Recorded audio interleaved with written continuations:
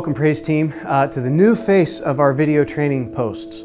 Now, the face I'm talking about is not my own. Unfortunately, we're just going to consider this face old hat. But what I'm talking about is a new way that I hope to resource our Praise Team several times throughout the year where we're all on the same page together. Periodically over the last couple years, what I've tried to do is to create these video training posts, and I want to continue to do that with one change. We are going to really emphasize leadership development. And we're going to call this 1-6 TV. Now that comes from 2 Timothy chapter 1, verse 6, where Paul told Timothy, he said, "For this reason I remind you to fan into flame the gift of God." God has given you all a gift, and I want to help fan into flame that gift, and hopefully these video training posts will lead us to that end.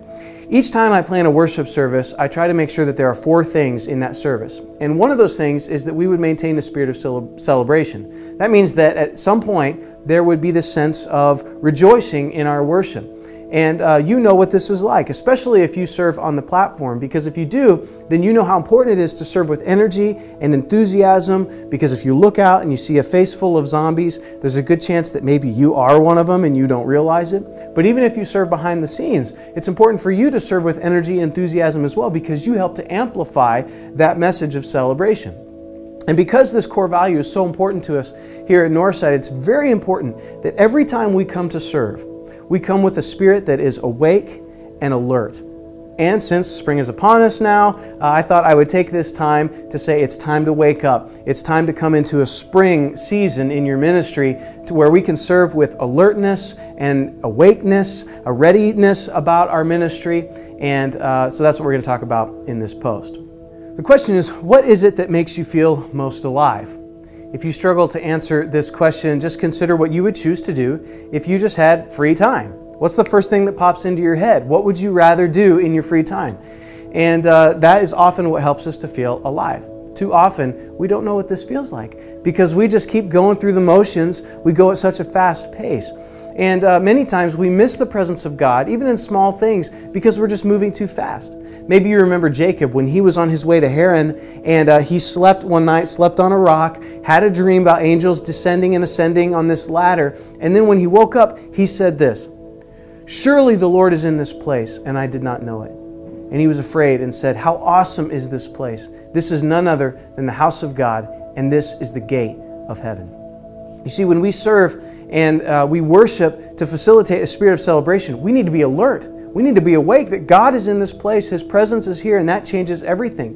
I don't know what your Sunday morning routine looks like, but I would recommend that on Sunday mornings, especially when you serve, you would find a little bit of time in the morning where you can pause and you can reflect on the presence of God, and that would make you alive and alert to what He's going to be doing that morning.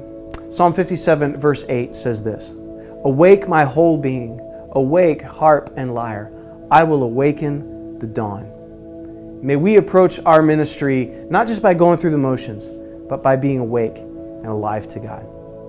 The last way that I want to discuss about how we can facilitate a spirit of celebration is through anticipation.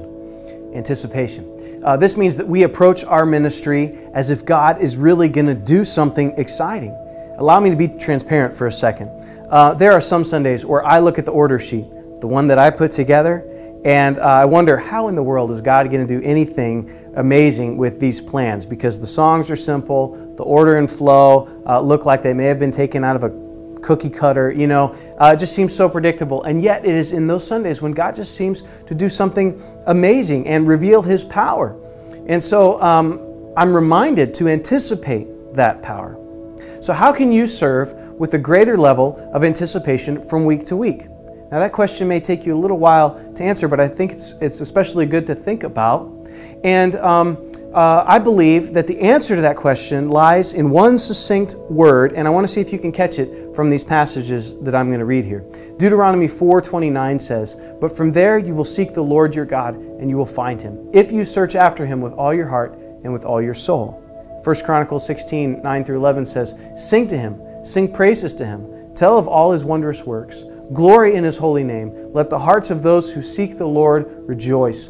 Seek the Lord and His strength. Seek His presence continually." I believe that if we anticipate our God to move in amazing ways, then it will happen when we seek Him. I doubt you've ever had a really amazing experience with God when you aren't seeking Him. He's longing for us to seek after Him. And I think that one of the things that's really going to help us to foster a spirit of celebration is when we anticipate that He's actually going to do something. That means we have to seek after Him. That's what James chapter 4 verse 8 says. It says, if we draw near to God, then He will draw near to us.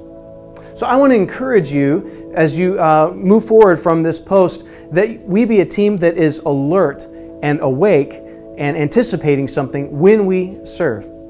And I believe that He's going to do something amazing when we look for that. I believe that there will be a spirit of celebration truly in our Sunday morning worship services when we are alert and when we anticipate Him to move. 2 Corinthians chapter 3 verse 18 says this, now the Lord is the Spirit, and where the Spirit of the Lord is, there is freedom.